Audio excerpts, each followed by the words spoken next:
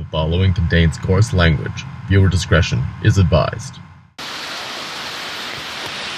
So there goes my plans of trimming trees in the campsite today, because I'm not going to stand out there getting soaking wet. Wow. And soon, there will be a river coming through here. Oh my gosh, this is cray-cray.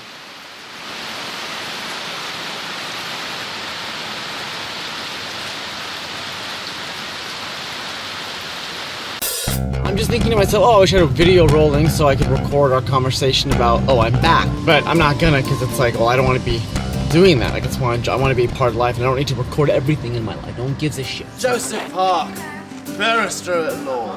God, I can't do this with you making me laugh. When someone thinks that they're doing something correctly, they don't come for help. But the truth is, I was offered a cabin. We take pride in that, to St. George, that we are probably the cleanest.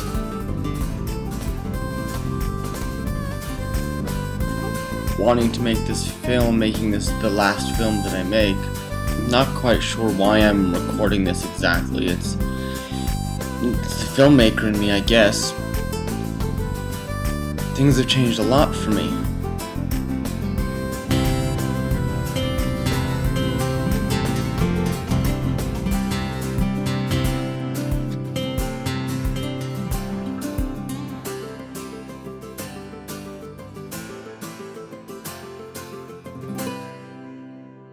Yeah, welcome to Barkerville. These are such painful. God, these are what bit me up.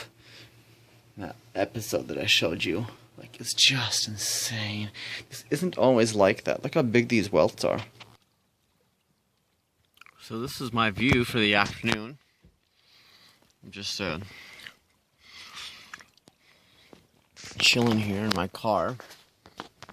You know, I pulled the seats down and all, so I can, you know, sit or pull the seat up. I don't know. We're just chilling with a bag of snacks. I'm relaxing. I actually have a day off today. Kind of. I might have to work. I don't know. But this is my view. This is so nice that my seats fold down like this. Sadly though, the sound of a car will sometimes get in the way. Damn cars. This is as clean and beautiful as it's gonna get. Oh look, shoes. June 10th. It's past June 10th. But on June 10th it was, if I'm not mistaken. It's been a year since I was supposed to be on my medication for depression. But you know I came off of it early, right? So but the year would have been then to come off and to go from there. Now, I saw this again, and I knew it was coming up. And I saw it again the other day. And for a moment, I kind of got, like, you know, this horrible feeling inside the next day thinking about it. And then I thought, you know, that was kind of like a placebo effect. Because unless I wouldn't have known about it, I wouldn't have felt terrible. Or would I? You know, in the regards that would I have because the medication is rubbing off? I don't know.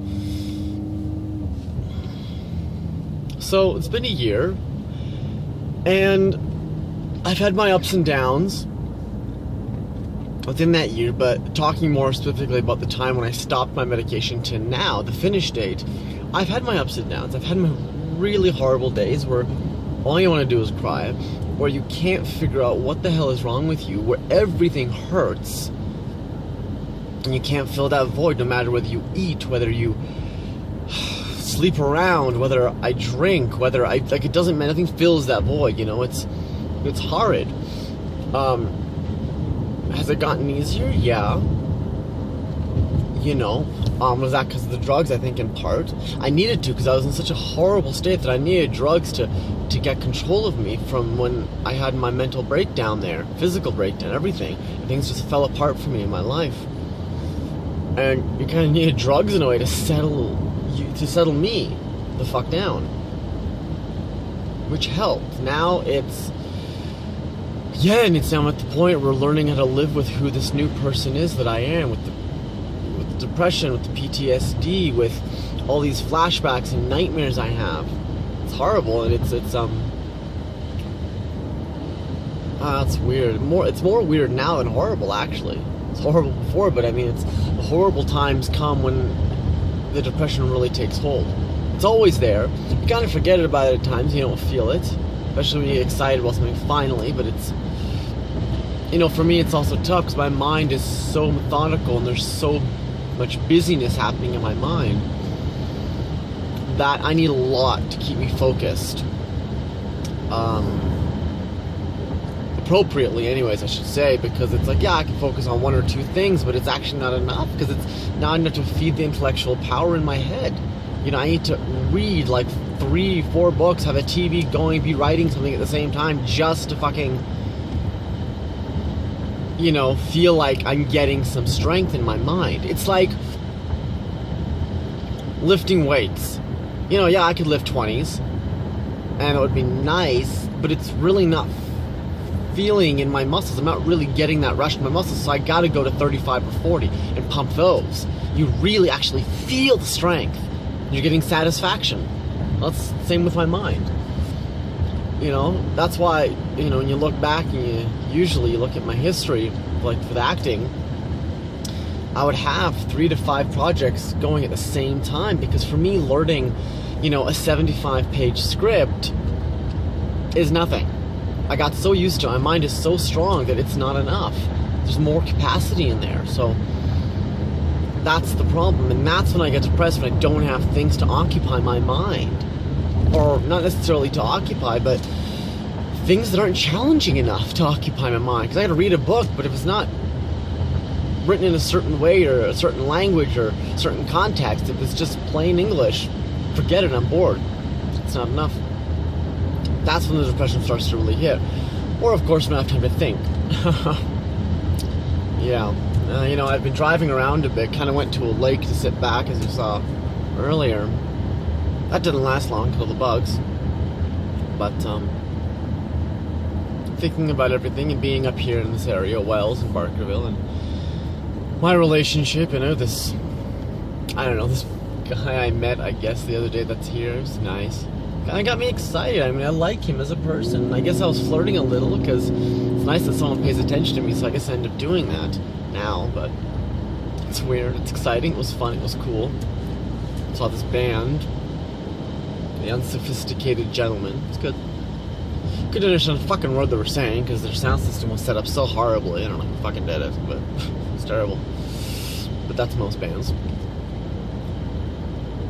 I don't know, it's like I get excited about little things. That's just what I try to focus on the now and get it excited and happy about just even going out or chit-chatting with someone or whatever it might be, because it's, God, it's unholy, so fucking painful that it's like thinking about the future. Because I don't know where I'm going to go after this. I really don't. So many thoughts and so many things I want to look at, but it's like the lists get long. And I kind of got over it, but now it's like I'm back to worrying about these lists. I kind of have to just drop it all in a point, in a way. I don't know. So going back on meds, should I? I don't know. I mean, that's for a discussion to have with the doctor, but I don't have a doctor family-wise that I'm talking to, or even family therapist right now that I'm talking to. That's the problem. So I don't know. We'll see how it goes, I guess, in the next few weeks or months. I don't know. It's nice really being up here in the mountains. It's relaxing, but God, it's saddening to look at my life. So what do you do with that, right? I mean, what do you do when you're saddened by your life?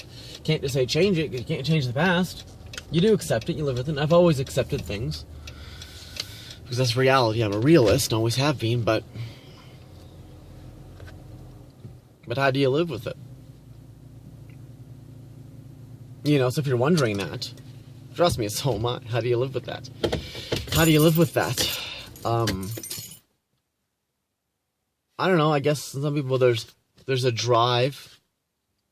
Something that drives people more than the depression.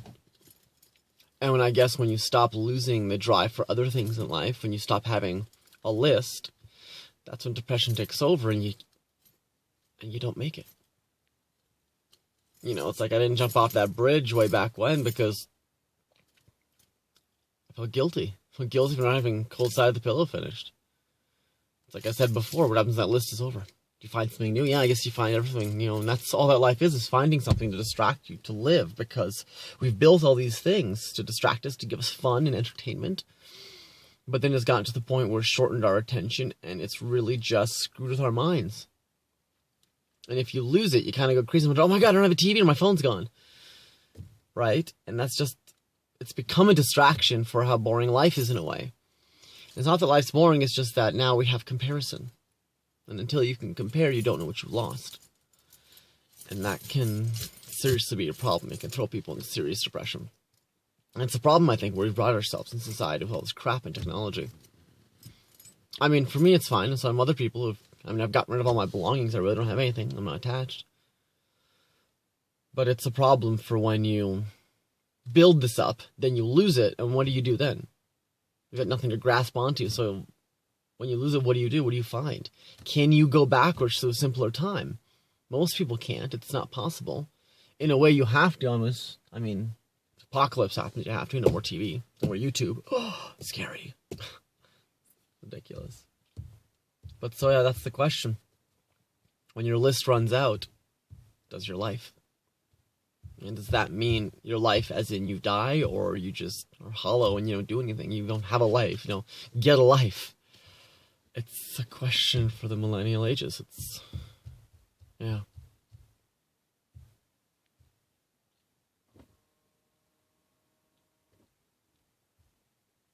And it also, I think, revolves around the fact of what do you want as opposed to what do you need? And what you think you need, you can actually live without or live with. So trust me, if you're thinking the same thing about going through depression and what you're going to do after you've finished that list or what you're going to do next, you're not the only one thinking that. And I'm telling you, you're going to find something. It's not necessarily going to be what you want, and maybe you just have to change your expectations, because I have. Because the truth is, as we know, it's like, can't all be doctors, and even though we want to, which is frightening, because nowadays nobody wants to be a fucking doctor. They all want to be a celebrity, and they're, too busy shooting sex tapes. I mean, they should be in the hospital when I'm showing up, and I'm sick, and I'm an old man, and I need help, and there's nobody there. Because everybody's a fucking celebrity. Sadly, it's, possibly gonna happen. Anyways, on that note, I'm going to get pie.